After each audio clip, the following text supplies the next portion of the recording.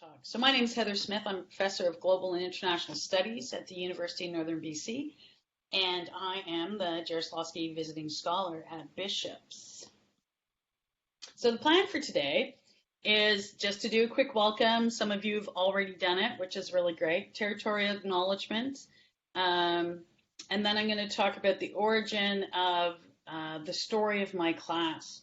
Then some group work and sharing reflections. So again, if you have any questions throughout, please put them in chat, and Heather can flag me down or text me as need be, and we can use multiple functions to work through this process.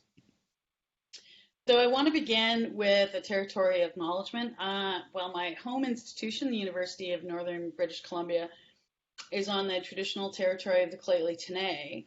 I am currently located in Halifax, and so Halifax is located in the unceded territory of the Mi'kmaq, the ancestral home of the Mi'kmaq peoples. So I think it's important for us to acknowledge territory, and you'll see that as it plays through a variety of questions that I asked today as a theme. Now, one of the things I'm curious to do, but I can't see the chat, is I think it was Angie that did this, and I think I saw Angie come in. It was this idea of popcorn. So in the chat, I'm just curious to know who the audience is. So are you a faculty member? Are you a student? Are you other, which is a terrible term? And what does that mean? So you take a minute to just let us know what role identification you have in terms of coming to this process. And Heather, maybe you can give me some insights as it rolls along. I'll take a sip of coffee while you share this information. Yeah, so we're having a really nice mix of faculty from all four of our institutions and lots of students from Bishops, who I believe are here as technical TAs in their role. Honestly, a little bit of everything. I'd say 50-50 student and faculty, which is great. Awesome. I think that's really important. And I think that that to have that combination of faculty and students is vital, because really this is about our teaching and student experiences, and having the student voice involved throughout is essential, because I think it makes our teaching better. So here's my starting point. Have any of you felt like this, faculty members, during course planning? This is me feeling very beleaguered. It could have been, well, this was a shot from yesterday, but it could be any number of days. That for those of us, particularly if we teach traditionally face-to-face, and we're committed to high-impact education, the transition to online can seem daunting. I think sometimes we lose a sense of trusting the process and trusting all the things that we bring to the process through our experiences. And I know that a lot of folks have struggled. And so in part, what I want to do today is share with you part of my struggle. And so I'm a former administrator, which to some people is a very bad thing. Maybe that I'm former is a good thing. But I was a director of a Center for Teaching and Learning, and oddly enough, when you become directors of Centers for Teaching and Learning, you get course releases, so you teach less. And so I'm going back this fall to full-time teaching for the first time in 7 years. And my department's changed the curriculum since I've been there. So essentially, it's like my first year teaching all over again, although I've been there for a long time. So I'm designing 3 entire new courses. A 4th one I had done more recently here at Dell. So I'm just like, oh my goodness, like I have to redesign everything. And I'm like, well, what am I going to do? And in particular, I was thinking about an introductory course, a first-year course, and on global and international studies. And I was sort of struggling, and too much content, and how do I focus it? And then I remembered a question. And it's a question that was posed regularly by my friend and colleague, Dr. Tracys Somerville at the University of Northern BC. And Tracy and I would teach,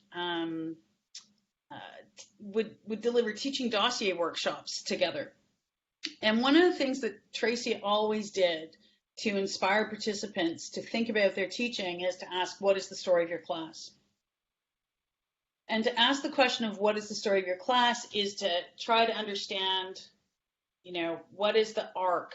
What is the theme that holds the class together? And sometimes what she would do is she would have participants share course outlines, or in some cases we shared course outlines that we had created and asked the participants to say, what story do you see in this class? And it was a way for folks to think about what values are expressed through our course design, but also what is the big story.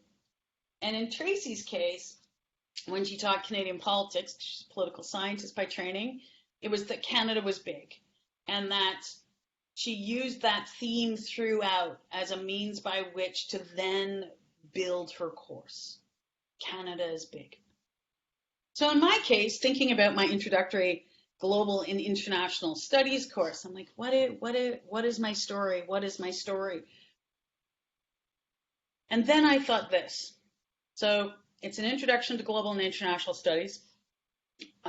I too am trained as a political scientist, but my view of political science is a bit unconventional. And so when I teach, that in part comes to play. And so when I think about an introductory course on global and international studies, my story becomes, we are all connected to the world. One of the things about the area I teach is a lot of times students don't see relevance to it. And so I work because they're far away and distant, or they feel far away and distant from the world. And so for me, the story is we are all connected to the world. So let me give you a couple examples of how that may play through. And it'll vary, of course, according to your discipline. But then how do I think about we are all connected to the world? So for example, just around the corner from where I live in Halifax, there's this graffiti. And it's a reference to Wet'suwet'en solidarity. And the Wet'suwet'en are peoples in northern BC who have been trying to protect their land. There have been images of the RCMP, very heavily militarized, going in and breaking up barricades. And so here we have in Halifax graffiti about Wet'suwet'en solidarity. But in my class, the question would be, what does this tell us about who speaks about our world, right? And so just by walking down the street, there's this prompt in my space to think about the world in which we live. Here's another example. So international studies and global studies often talks about global health. So if I use the theme that global health is our health in a first-year class, we connect the lived experiences of our students during a pandemic to global health. And so here's a photo, again, 2 blocks from where I live, where a park is closed. And a park is closed because of COVID-19. So once I started thinking about the story of my class, it provided me a way to think about the themes I want to address, the way I want to set up the class, and the real takeaway I want for the students. The reality is, there's only so much content that our students take with them. But they will take these themes with them, and they will take certain skills with them. And so what story are we telling to our students in our class? So for me, the value of asking about the story of our class is that it bridges our philosophies, our teaching philosophies, to our course design in practice. And that's what we're going to start talking about on Thursday, is sort of that movement from let's think about our stories, some of the values, learning outcomes, course activities, etc. I think that when we focus on a story that we want out of our class, it also allows us to deal with the fact that often we feel we have a ton of content, and how do we manage the content? And so if the content doesn't necessarily fit with your story, then maybe you can pitch it. And again, that'll vary from one discipline to the next, that sort of feeling of being content bound. it provides a unifying theme for the course as well.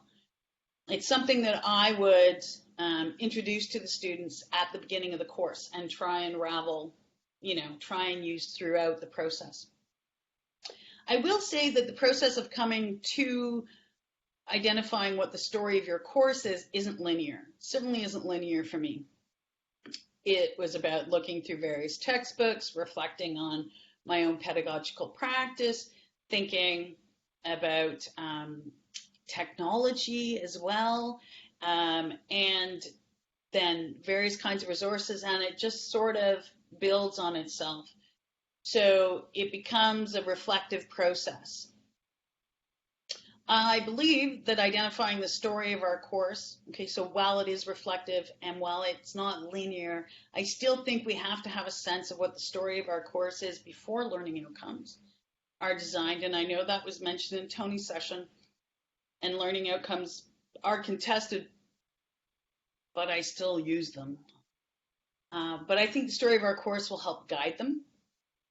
And I think the story of our course also precedes the designation of learning activities and can guide them. So if I want my students to think about how they're connected to the world, I need to provide activities in the class that connect them to the world, to the content. And I also think the story of our course precedes our assessments, whatever those might be. Midterms, finals, research papers, if you use those, learning journals, different kinds of feedback processes. So again, if the story of my course is we are all connected to the world, I use that as a theme by which to design the assessments, both formative and summative, so the graded assessments and non-graded assessments in the class. So when I know some folks like visuals, and so I tried to do a couple visuals. I'll admit I'm a bit terrible at them. So we'll see if this works for you at all. So in the one way, I sort of think we have my story connected to content, learning outcomes, assessment, and values, and really there should be arrows connecting them all. So I think there is a connection. I think it's not linear. At the same time, I think we have to have a sense of what our story is first, where possible. It may change, but I think that gives us the background by which to design the other elements. Canada is big. We are connected to the world. I think of Angie's discussions about her class, and it makes me think that sort of movement is magic. Movement is human. And so what is that story, and how do we share that? Okay, so now we're going to build you into groups. So remember, when you get into the groups, and I'll give Heather the signal, but when you get into the groups, make sure you introduce yourselves. I think it was Angie who talked about we have to model what we're hoping for in our own spaces. So get in there, be welcoming, say hi. Remember that we'll need someone to report out. And what I want you to have a conversation about is whether or not, for you, does asking yourself, what is the story of my class, provide a helpful prompt? Or do you need other prompts? Is there something else you need? Does it not work for you? Yes, no, why, maybe? And presuming that it might work for a few of you, or others of you may need different kinds of prompts, I'm curious to know what you think the story of your class is. What is the story of your class? What is that elevator conversation? How do you sum it up without getting bogged down in deep details of content? And in some ways, the story of your class is also, what is that big takeaway? What do you really want the students to think about, this one big idea? Now, before we break you into groups, I'm going to give you a couple minutes to reflect individually. And it's going to be weird because we're all in this space. And then it's going to be quiet. But what I want you to think about is this question of, is this helpful? What is the story of my class? And for those of you who are students or recently students, I'd ask you to think about if you've had a course where you would feel, oh yeah, I know what the story of that course is. And what was it?